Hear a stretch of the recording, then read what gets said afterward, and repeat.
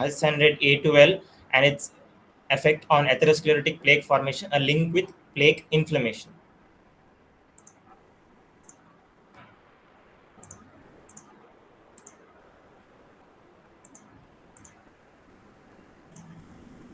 Can we start?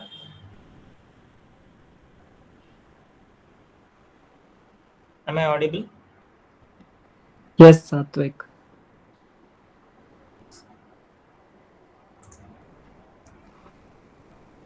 So, good evening to all. My journal club is Atorvastatin reduces circulating S100A12 levels in patients with carotid atherosclerotic plaques, a link with plaque inflammation.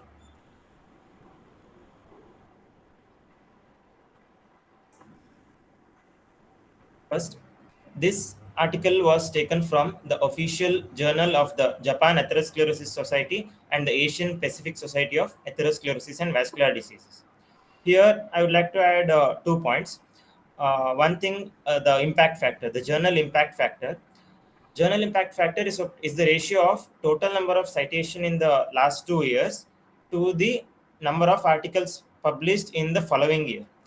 Higher the JIF, better articles we get, and the more important the topic is from that journal.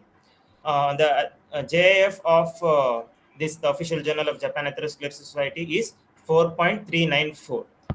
Whereas the Indian Journal of Pharmacology has a JIF of 2.83, the one last presented by Rohan. Now, uh, here are the authors of the article. Tomohiro Kamatsu et al. Tomohiro Kamatsu is the first author.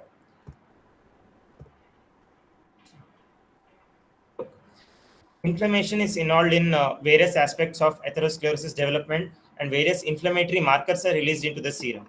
Uh, CRP is one such serum. C-reactive protein is one such protein normally released in various kinds of inflammation involved in various infections. S100A12 is one such marker, just like CRP.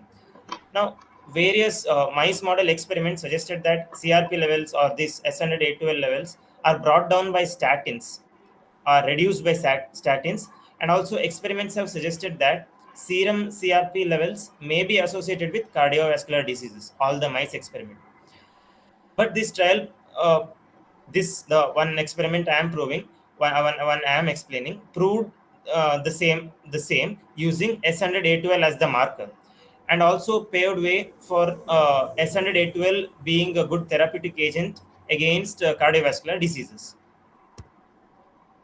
This While explaining all the slides, I'll be also telling the concert guidelines, 2010 concert guidelines, whether this article has followed it or not. Structured summary of trial design, methods, result, and conclusion is briefly explained in the abstract by this article. Next. Materials and methods.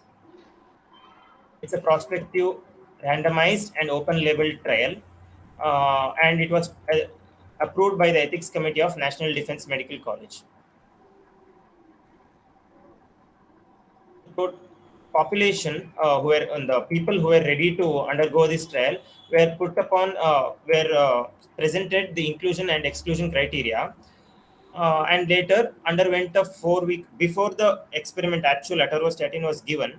They underwent a 4 week observational study where they were prescribed some particular diet uh, before the experiment was done. This was done for 4 weeks, and after that, 31 eligible subjects were divided into two groups. And as you know, this randomized trial. The group was the people were randomly divided into two groups. Now, sample size was determined according to the previously prescribed data. Since it was a pilot study, a small group of individuals were included. Only 31 people were included in this, and the sample size were determined according to the rules. One more thing is that after the experiment started, whether there were changes made in the criteria or whether there were changes made in the plans is not mentioned in this article. According to the concept guidelines, they did not go according to those things.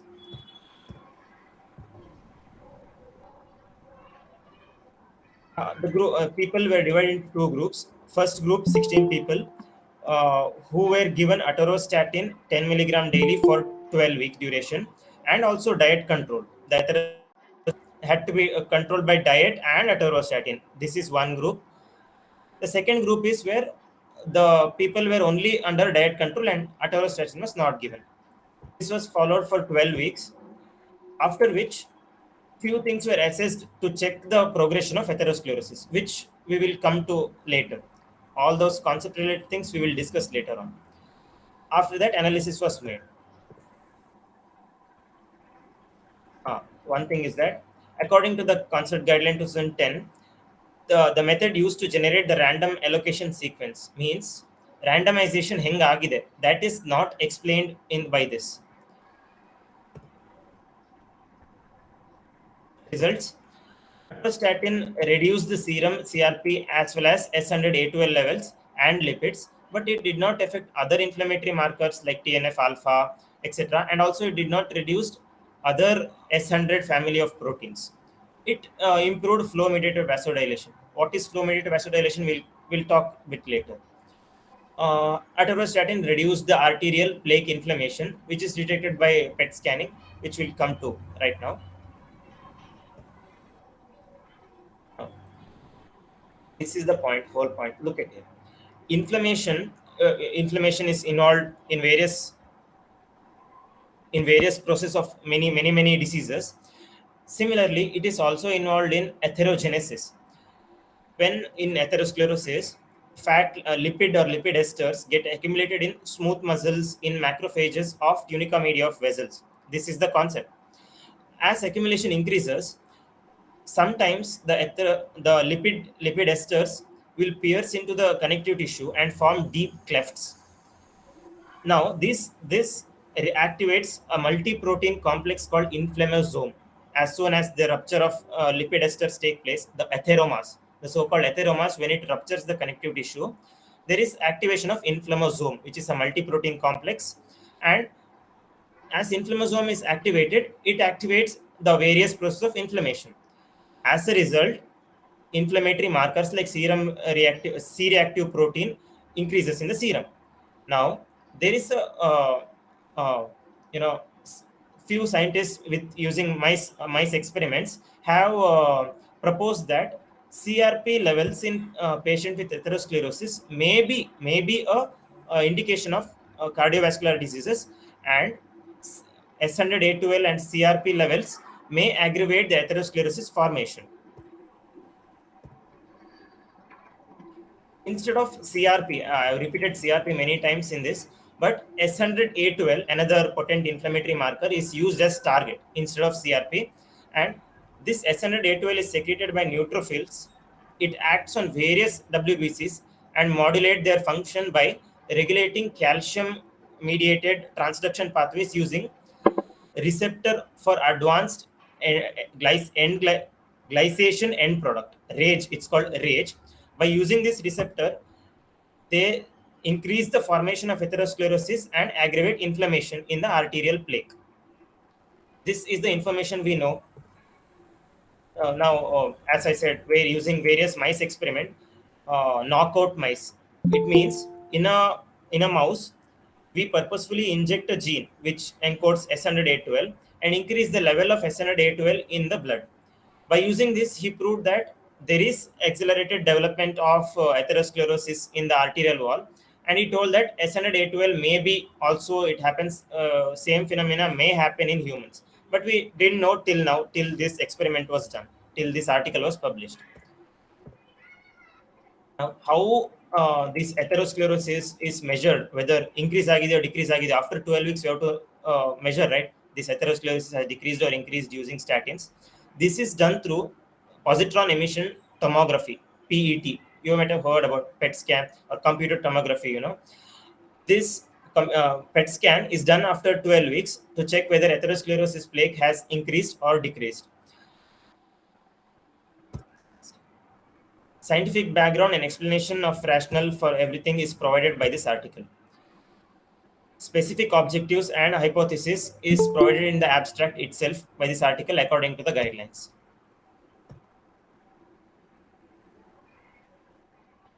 Uh, to know whether S100A12 affects the atherosclerotic plaque or not, a randomized We didn't know till now that S100A12 affects atherosclerosis and whether it can be used as a therapeutic agent against cardiovascular diseases. This experiment was done. A prospective randomized open label trial was carried out. And remember, this is a pilot study, which means using a small population, we are injecting atorvastatins just to know that can we use this as a therapeutic agent in a large population and check its therapeutic use. This is not the actual experiment. We have done it only on a small population, and that is why this is a pilot study.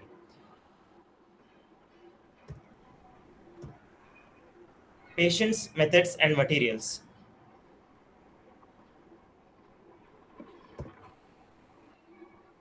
It's a prospective, randomized, single, open labeled pilot study. One thing to mention here is that before the actual study took place, the subjects were put on a 4-week observational study where they are prescribed a particular diet. Uh, this the rationale. What is the rationale for this diet is not mentioned in the article, which is one demerit.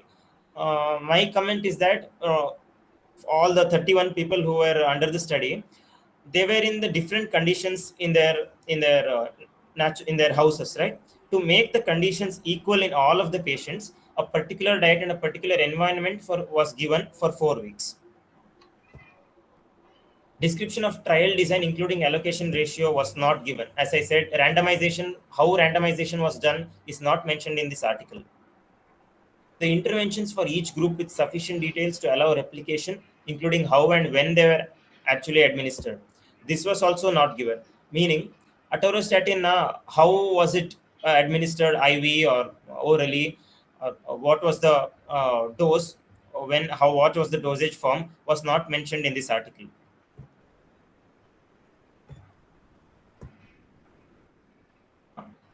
This experiment was conducted in National Defense Medical College, Saitama, Japan, in the by Department of Internal Medicine and specifically Anti-Aging and Vascular Medicine Division.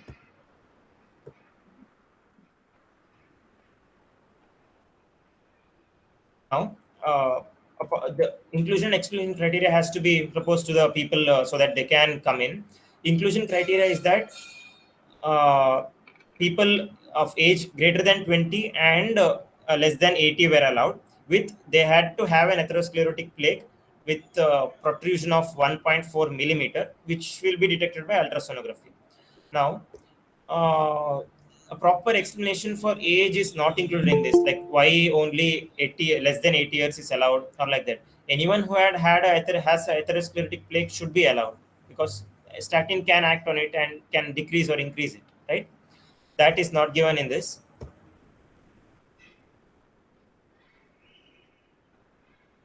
Exclusion criteria: any statin medication previously is not allowed.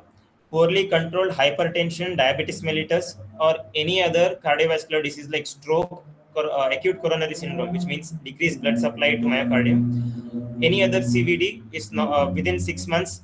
Those people aren't allowed. End-stage renal disease and hepatic diseases, people with those things are not allowed in this. Anything such that anyone who are having this, experiment on those people might affect the end result. That is the point of the exclusion criteria. Atorvastatin, after the exclusion and inclusion criteria were proposed, 31 people were randomized, 16 people into atorvastatin group and 15 people into diet control group. Atorvastatin was given 10 milligram daily. The route of administration and the dosage form, we don't know. Treatment was done for 12 weeks. The protocol, this experiment was reviewed and approved by Ethics Committee of the National Defense Medical College, and according to the guidelines in the 1975 Declaration Guidelines of Helsinki, this was approved and is registered. And prior consent from the subjects were taken. Registration number and the name of trial registry is mentioned according to the guideline. Now, the methods and materials. Remember, it's not like after 12 weeks you'll measure atherosclerosis or you'll measure serum S100A12. At the baseline also, you have to measure everything that has to be measured after 12 weeks. So venous blood sample were taken from all the patients to measure LDL levels, glucose, creatinine, total cholesterol, and serum S100A12 level and serum CRP level. All these triglycerides, high density lipoprotein were measured using laboratory methods.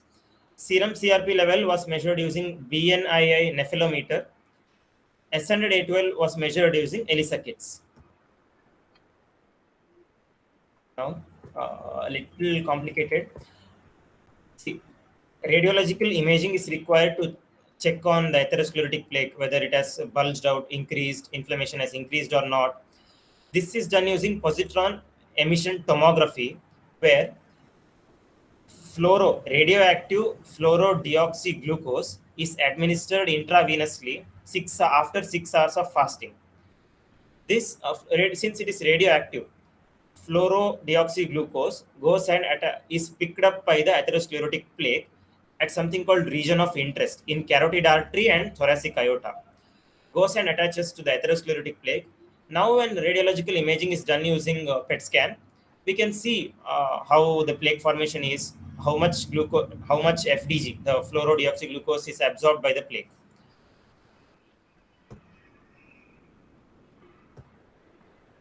One more thing in the method is that radiological imaging of atherosclerosis is okay. This serum S112 is okay. If serum levels is high and atherosclerosis plaque has increased, inflammation has increased, we can correlate these things. One more thing which the article mentions, takes into consideration, is endothelial function. It also checks whether serum S100A12 is involved in vasodilation, is involved in blood flow. This is done using FMD, something called flow mediated vasodilation. FMD is checked in brachial artery, not in carotid or thoracic artery. It's a large artery to check endothelial function. Brachial artery is used. Flow mediated vasodilation is checked using high resolution ultrasound apparatus of 7.5 megahertz transducer. It's just like how we measure cardiac output using ultrasonography, using high resolution ultrasound. Uh, all measurements were performed in a temperature controlled room prior to taking any drug and in supine state in the brachial artery. This was done just to know so that whether serum S100A12 levels has an effect on endothelial function and whether it can improve blood flow or not. Completely defined pre-specified primary and secondary outcomes were not included in this. It is because secondary outcomes were not included. Primarily, those things were assessed. Endothelial function, atherosclerosis ಜಾಸ್ತಿ ಆಗಿದೆ ಇಲ್ವಾ, ಅದೆಲ್ಲ those things we are measuring. But secondary outcomes like statins, effect of statins on body, whether a statin was safe or not, what is the dose, those things were not measured initially and also during outcome also. This is one where this article does not follow the concept guideline. Now, statistical analysis, a simple comparison of atherosclerosis plaque has increased. We find it using radiological imaging, and serum level of S100A12 has also increased. Such analysis is possible, but this article has used a little complex method. Data were presented as mean with standard deviation, and something called multiple linear regression line was used to assess the relationship between that radiological imaging and the serum levels in S100A12. Multiple regression line is somewhat difficult to explain, but one thing we can remember is a p-value less than 0.05 means a significant difference has occurred. A p-value in the diet control group, if it has more than 0.05 means no significant difference is there in the radiological imaging, whereas a p-value less than 0.05, which occurs in the Atorvastatin group, means that significant differences occurred in the serum level of S100A12 and atherosclerosis formation. Now, guidelines. Statistical methods is used to compare the two groups. As I said, multiple linear regression line is used. Now, results. As I said, not just after 12 weeks, Baseline characteristic just before the test is also a must for all the experiments. Baseline characteristic, why they use is that just to know the two groups are potentially equal in all kinds of data. That means there is no difference in age, body mass index, diabetic mellitus status, hypertension status, any kind of medication, the serum level of cholesterol, triglycerides, all those were almost same in both the groups. This is important. Otherwise, we might find a discrepancy in the final result. As I said, almost in every category, observe the p values of all the categories: triglyceride level, hypertension, diabetes mellitus, body mass index, even average age. All those things, p value is greater than 0.05. That means there is no significant difference in the two group, the control group as well as atorvastatin group. Results: after 12 weeks, serum level of S100A12 and serum CRP level were checked, which says atorvastatin did reduce serum S100A12. It also Old reduced statistics lipid, and which is science like having obvious. statistics. Statins do reduce lipid. One thing to mention here Nothing is of this that is they did actually not differential. reduce other family members of S100 proteins and other inflammatory markers. In the main And purpose it increased of flow mediated vasodilation, which suggests that endothelial function is improved by statins. Third, you should not be doing For things like each group, that. number of You should participants do who were because it is randomly useful for assigned you. received intended treatment and were analyzed for the primary outcome. This is simple. It's just that both the groups and you properly have to find care was something taken to treat some topic like atorvastatin. In the diet control group, treat the proper diet. Now, look at this chart where focus on this S100A12. After half of it, you can see S100A12. P value in the atorvastatin group is 0.03, which is less than 0.05. That means a significant difference occurred in those serum level in atorvastatin group. Whereas in control group, if you see the S100A12 level, the p value is 0.07. That means that is there is not much difference in the serum level, which states that atorvastatin did affect the level of S100A12. And also focus on the FDG uptake in arteries. Fluorodeoxyglucose, as I mentioned, that radioactive fluorodeoxyglucose is used as the uh, radioactive substance to check atherosclerosis formation, to examine in the radiological image. The p value for a control group is 0.1 and 0.10 in carotid and thoracic aorta, whereas in atorvastatin group it is 0.039 and 0.044. That means there is quite significant difference in atorvastatin group in both serum A100A12 as well as radiological imaging, means atherosclerotic formation. This is the direct result we interpret here. A table showing baseline demographic and clinical characteristic for each group is mentioned according to the guideline. Atorvastatin attenuated arterial plaque inflammation detected by PET or CT scanning. As I said, atorvastatin decreases the fluorodeoxyglucose uptake, which we directly interpret it as decreased arterial plaque inflammation. As you can see, in not much in the pre image of carotid artery before 12 weeks, a small yellowish greenish imaging is seen in the carotid artery, which is vanished in the after 12 weeks. In thoracic aorta, you can clearly see it. This region, a greenish discoloration is seen, which is a lot of atherosclerosis, lot of lipid esters, which is basically a bulging of atherosclerosis, is not seen in the thoracic aorta, which means arterial plaque inflammation has significantly reduced. There is no discoloration in thoracic aorta after the 12-week administration of statin. The direct result is that atorvastatin mediated changes in circulating inflammatory markers and endothelial function were strongly correlated with plaque inflammation. Plaque inflammation decreased as the level of serum S100A12, and also endothelial function were improved. this is important. All important harms or unintended effects in each groups was not examined. Andre Atorostatin they injected, but those the harmful effect of Atorostatin, if any, we don't know what is it, is not mentioned here. Is not assessed after the 12 weeks. After 12 weeks, patients weren't the subjects weren't asked of any symptoms associated with Atorostatin.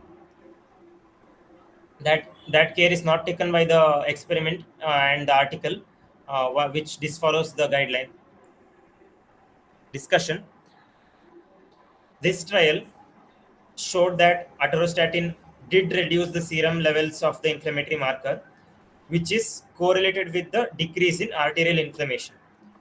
Various mice model, various animal models, and knockout mice where gene-induced expression is made, that did prove that serum inflammatory markers affected atherosclerotic inflammation, but no such trial was done on humans regarding S100A12.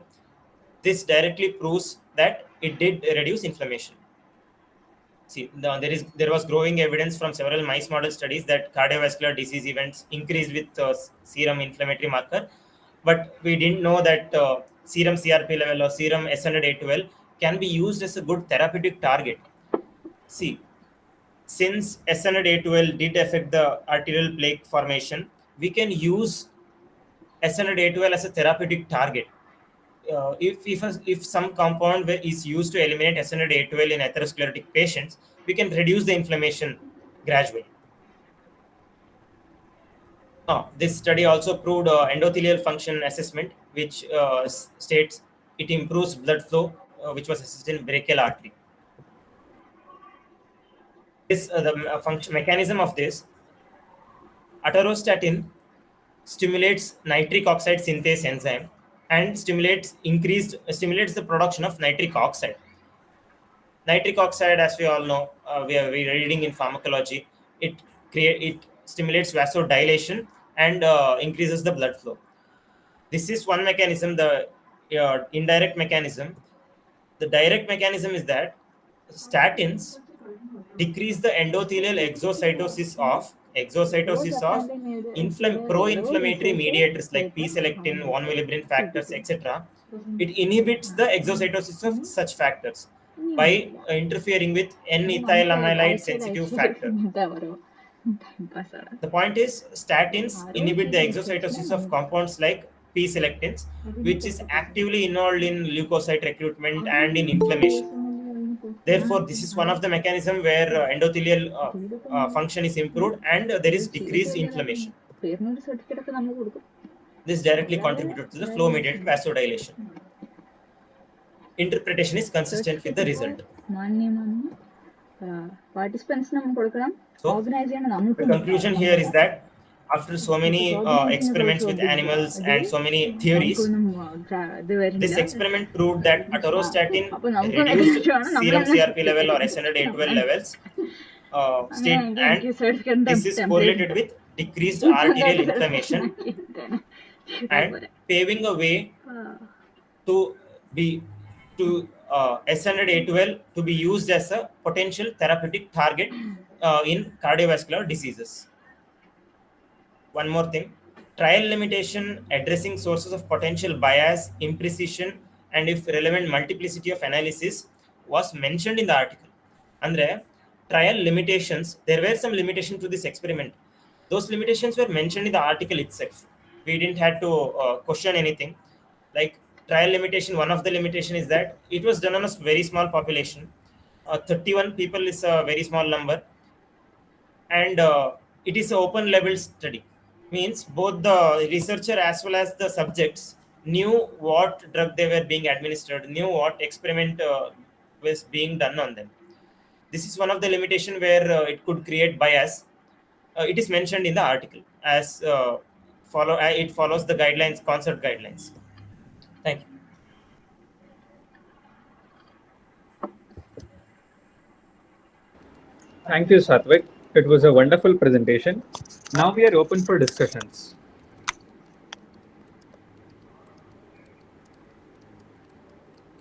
Shri Lakshmi ma'am, Sushma ma'am, Prashant sir.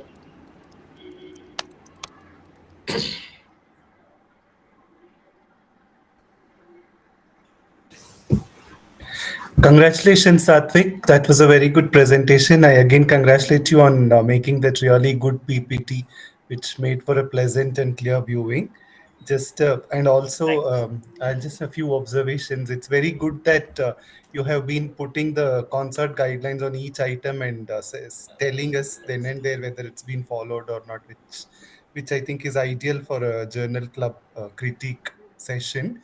Few observations. I repeat some things that I told in the last session also, that it's always a good practice for you all to formulate a hypothesis and also formulate objectives. Even when the authors have not done so, you can do it. You can say, going through the article, these seem to be the objectives of the study. That's only to help you all to write your hypothesis and objectives better. When you start writing your research proposals or taking up your study, a well formulated objective is the starting point. That's where you start designing your methodology and everything. So it is important. That's one thing. And also, again, I told you that it's also good practice for you all to identify what were the outcome measures and what were the variables and what kind of variables they were, so that you can comment on whether the methodology that was chosen was appropriate for those, and then also the statistical tests that were applied were appropriate or not, looking at what kind of variables they are dealing with. And one thing else I do. Yeah, primary and secondary outcome measures. You have to say whether the authors have mentioned what are the primary and secondary out. You said that they have not followed the Yeah. content guidelines in one particular aspect. But Yes. one thing is that not every study has to have secondary outcome measures.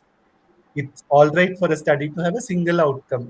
They can just be dealing with one objective. That's why it is important to state the objectives of the study at the beginning. So your study does not necessarily have to have more than one objective. There can be only one. So if they mention, that's why if they mentioned the objectives, then we can comment on whether all the outcome measures were also mentioned or not. So this study could only be to see whether atorvastatin had that particular effect or not. They don't have to have include secondary measures like it may not be a study that focuses on safety or acceptance or anything. Yeah. That could be or Yes. could not be your objective. So if you have stated the objectives, then we can say it. So it's all right for a study not to have secondary objectives Okay. also, right? Yeah. Yes. Yes. Just Correct. that was just one observation. I think rest of it all you have covered pretty well. Good. And do Yes. read up about what is this multiple regression analysis, like models and all that. It may be very, it's unclear to me also Yes. even now. So it's not that, but do make an effort to read up. And yeah, that's about it. Congrats once again. Yes. Thank you, sir.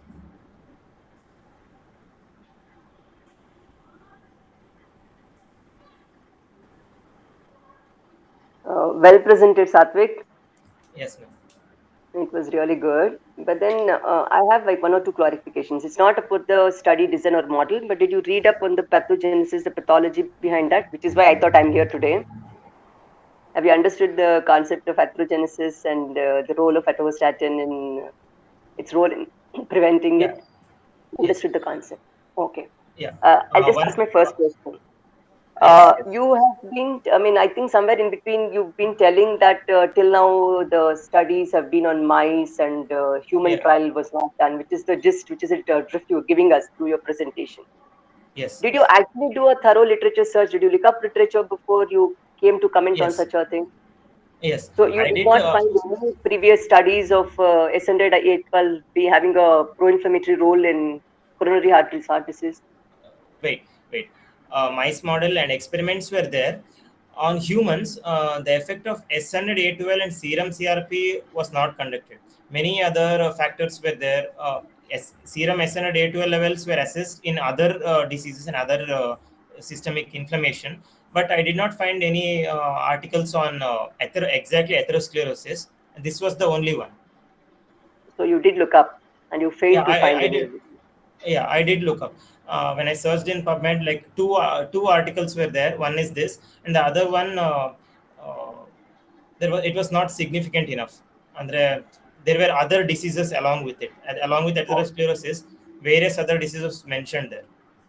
Okay, so go back today and do a search once more and let us Okay. know if you have found any. And Yes, you've ma'am. been talking about PET scan as a tool to evaluate inflammation. Yes, ma'am. PET scan is otherwise used for what? I PET mean, scan. generally PET scan Yes. is a tool used for what? It's used for I mean, various you're too purposes. young to answer that. Hmm. Yeah. It's various purposes. It's used in clinics, in medicine, and in radiological imaging. To Uh, identify what? Its chief objective is or what? organs and tissue, 3D imaging of organs and tissue can be found in PET scanning, right? That is what I know. Oh, okay. Yeah, great. Uh, Tumors, I Okay. guess tumors, I think. Tumors, yeah. So, yeah. Anyway, I mean, I think you're still not introduced to the concept. If you had told me tumors tumors upfront, I'd have probably asked you what is the basis for PET scan's role in tumors. But let me stick to myself to this topic. How does PET scan work in inflammation? Why does it highlight inflammation? Yeah, I have said that in the presentation. Radioactive fluorodeoxyglucose is taken up Hmm. by the atherosclerotic plaque, Why? and Why? that Why don't was you take not up? no, that was not Okay. mentioned. Ask yourself why. Yeah. Can you explain, ma'am, now? See, PET scan is basically a tool for picking out malignancies, right? I mean, it's a very commonly used tool in picking out malignancies. If a person has a diagnosed malignancy, we do a PET scan. If you want to pick out metastasis, you do a PET scan. Okay. Because tumor cells have something called glucose hunger. We call it as Warburg effect. Oh, Warburg effect. The guy Oslo Warburg got a Nobel in 1931 for identifying this Warburg effect. okay. Okay, the glucose hunger in tumors is something different. You'll learn it once we teach nucleus chapter, which is instead of doing aerobic glycolysis, see, cells usually do aerobic glycolysis in the presence of oxygen, right? Okay. Yeah. When there is lack of oxygen, cells automatically switch to what form of Anaerobic, glycolysis? anaerobic Anaerobic glycolysis. Yeah. glycolysis. But the beauty of these tumor cells is even in the presence of plenty, even when there's a lot of oxygen, they choose to undergo anaerobic glycolysis. And anaerobic glycolysis is not advantageous to the cell, logically speaking, because I think with aerobic glycolysis, how many ATPs do you get? 38 ATP, 36 ATPs, 36 ATPs. Anaerobic glycolysis, 2 ATPs. 2 ATPs. So it does not sound economical to the cell, right? Yeah, but But still once it the undergoes. cell, yes, the reason being that it needs a lot more other things than just energy for the neoplasia to become progressive, which is it needs the macromolecules to build another cell. Which is If the provided cell has by anaerobic anaerobic glycolysis. glycolysis, yes, all the macronutrients are utilized and macromolecules are utilized to produce more cells. Okay. Now that is its role in tumors. But here, one of the pitfalls of PET scan is that you pick out inflammatory focuses. Infections also show up on the PET scan.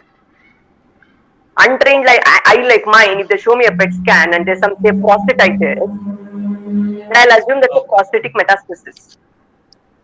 Which is Okay. because by reason being the inflammation also picks up. The reason there being in inflammation is because again an activated macrophage, activated monocyte, activated neutrophil, they're again glucose hungry. They have a lot more transporter molecules on the cell surface than a normal neutrophil does. Because they're activated, they have to work a lot more than a normal neutrophil. They need a lot more energy. Which is why when you give the molecule, the inflammatory focus also takes up. Okay. So, the PET scan takes up inflammation in the atherosclerotic plaque just because it is activated and it is undergoing anaerobic respiration or what? Anaerobic glycolysis. Anaerobic glycolysis is a role in tumors. Whereas in the Tumors. activated inflammatory cells, because they need a lot more oxygen than normal resting neutrophils or resting macrophages, That is why the they take up proportion of the. glucose transporter molecules are a lot more on the cell surface. Which is why more glucose, which is what is here, right? What is the molecule you use in PET scan? Fluorodeoxyglucose. Glucose, essentially Yes. glucose. That glucose gets taken up. Yes, Okay. ma'am. Thank you, ma'am. Have never come across this, but I'll give us read on this somewhere. You will, because in your place we're going to teach it. Yeah. So rather, it gets me to other question. You are talking about S100A12 and its role in its levels being increased. I'm Yeah. assuming they are increased because there's a lot of inflammation going on in the atherosclerotic plaque. Huh. Have you found any evidence in the course where the ratio proportions of S100A12 levels being correlated with the vulnerability of a plaque? See, atherosclerotic plaques can be of various, I mean, we are very scared of vulnerable plaques. Vulnerable plaques are the ones which can easily rupture irrespective of their size. Yes.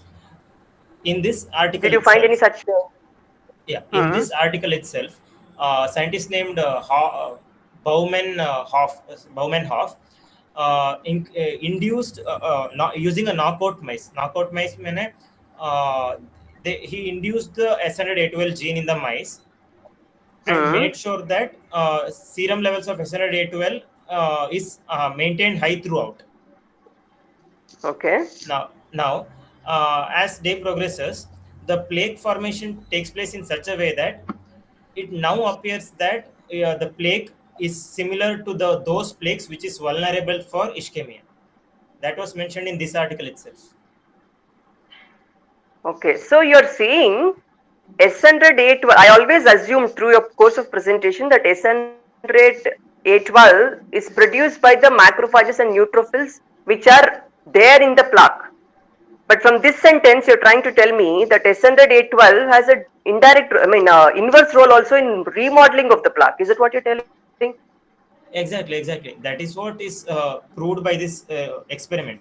S100A12 secreted from the neutrophils. Neutrophils in the inflammation Hmm. aggravates the plaque formation. It proceeds the plaque towards the vulnerable plaque, which will which will cause MI later on. He Okay. exactly What is a mentions vulnerable for plaque? I mean, how do you identify a vulnerable plaque? When did you call a plaque vulnerable? uh, I have not read that much, but he mentions a lot of things about that carotid artery, how much it should be 1.4 protrusion on those things. But vulnerable plaque, I have not read. Okay. Anyway, I mean, your focus was more on the study design and its drawbacks and positives. Fine. I mean, for a student of your age, it's commendable. I mean, I applaud your presentation. Good. Thank you.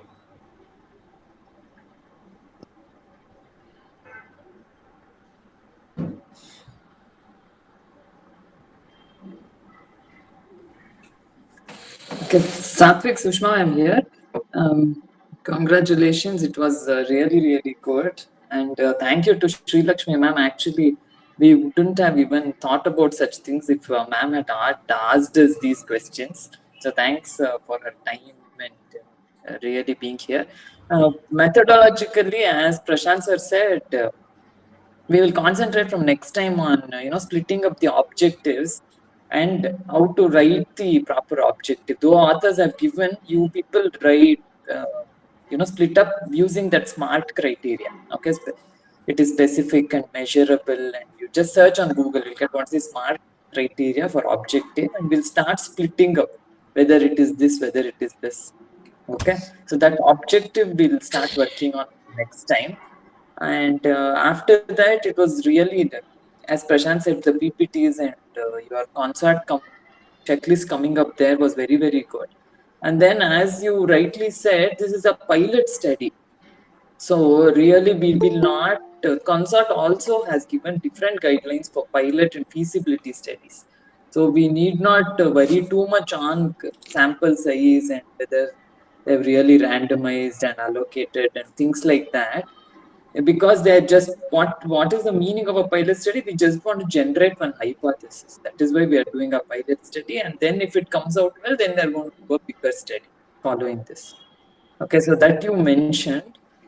And then this one more thing is that Atorvastatin was not indicated in any of these patients, right? So when do we indicate? Normally up to 160 milligrams of LDL in normal patients. Normally we don't give, unless they have diabetes and hypertension. Then 130 of LDL also will give atorvastatin. So this becomes what is called as off-label use. Okay, so in pharmacology you learn what is off-label use. It is not indicated by any FDA or drug controller general in India that this is indicated for this use. Okay, it's completely an off-label use for atorvastatin. But I looked at what was the LDL of both the groups. It was nearly 140.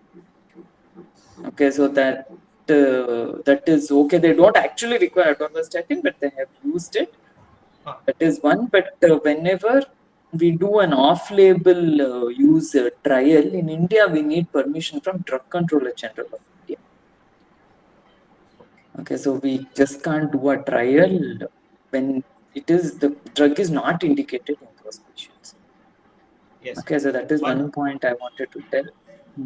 Yes, sir. One thing is that, that is correct. 160 milligram of LDL only, then we'll administer atorvastatin. That is what I mentioned in the PPT, is that the secondary outcome here it is not mentioned. Atorvastatin sumne kotru adu ಏನು effect ಬಿದ್ದಿದೆ after 12 weeks they did not tell anything about those effects. Yes, the safety measure, any drug is given, the safety measure should have been a secondary outcome. Here, atorvastatin, he again says 10 mg is given. I think they want to play very safe here, because myalgia and fatigability, insomnia and all starts only after 20 mg, I think. So, or some people could be very sensitive also, but it is good practice to measure the safety of the drug, because in these patients it is not indicated anyway. They fall under diet control only for their LDL and cholesterol and all that. So safety measure should have been secondary, but as Prashant said, it is not a must. But here they should have measured the safety of atorvastatin. That is one. And then next is that you all have to now start looking into a little bit of what is the meaning of p-value. Okay, we all are talking about p-value less than 0.05, more than 0.05.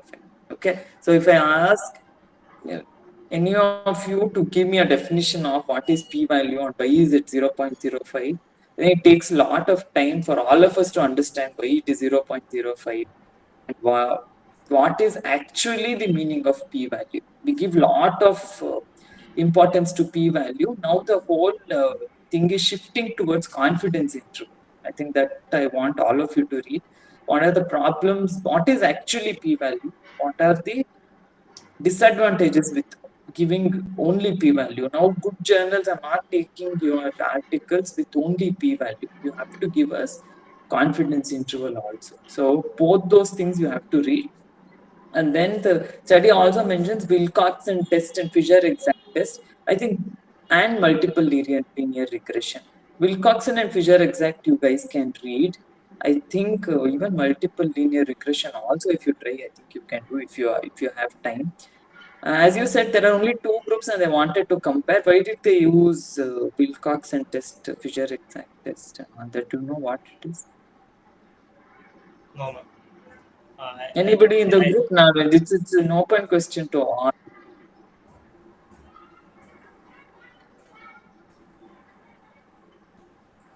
No, okay. And they have transformed the data also to log transform data and all that.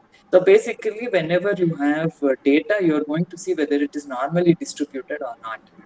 Okay, so if it is not, there is something called normality test. If it doesn't fall under that normal distribution, you will start using non-parametric tests.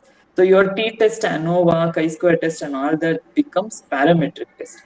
So you have other tests which are non-parametric tests when your data is not normally distributed. Normally, when you have small sample size, you expect that your data will not be normally distributed. So you start using non-parametric tests. So these are all Wilcoxon and your Fisher-Exact test. In your table, if it is one of the counts is less than 5, then we use Fisher-Exact test followed by some correction and all that.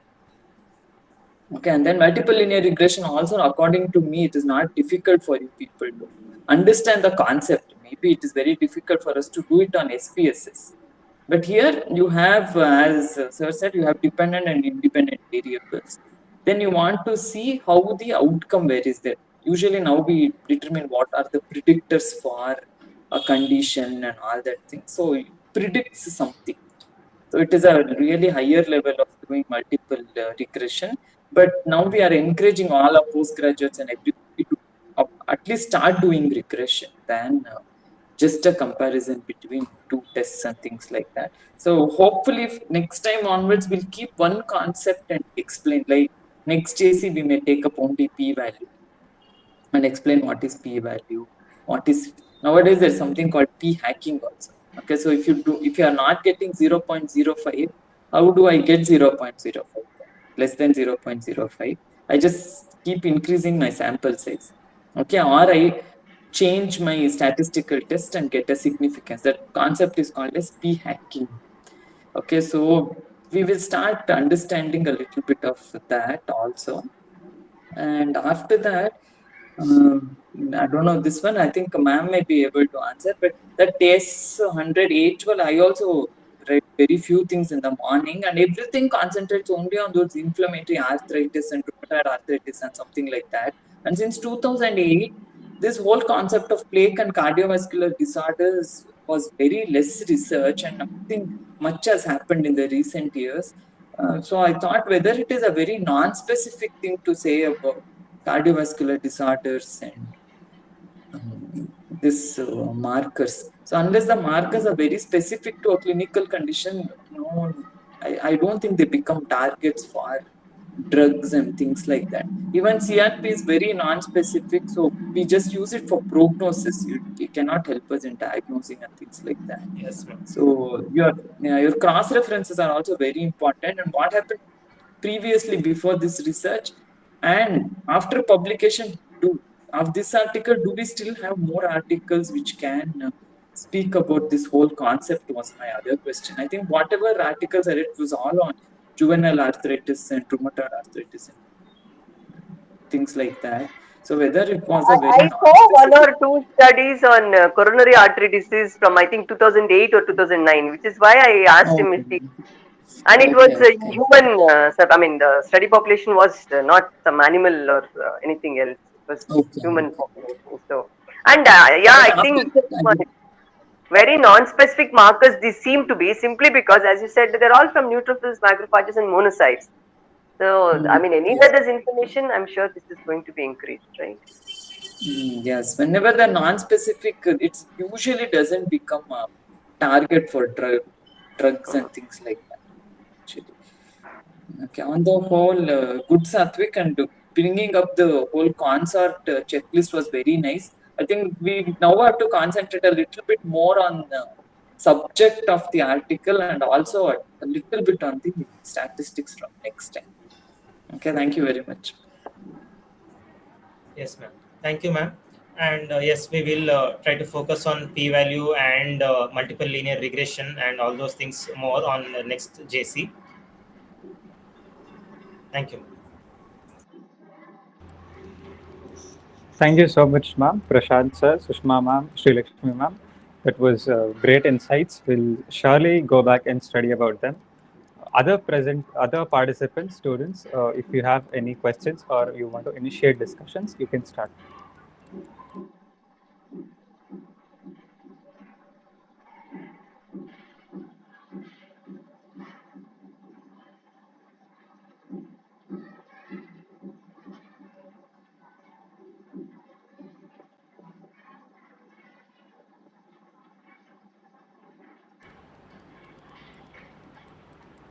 Okay.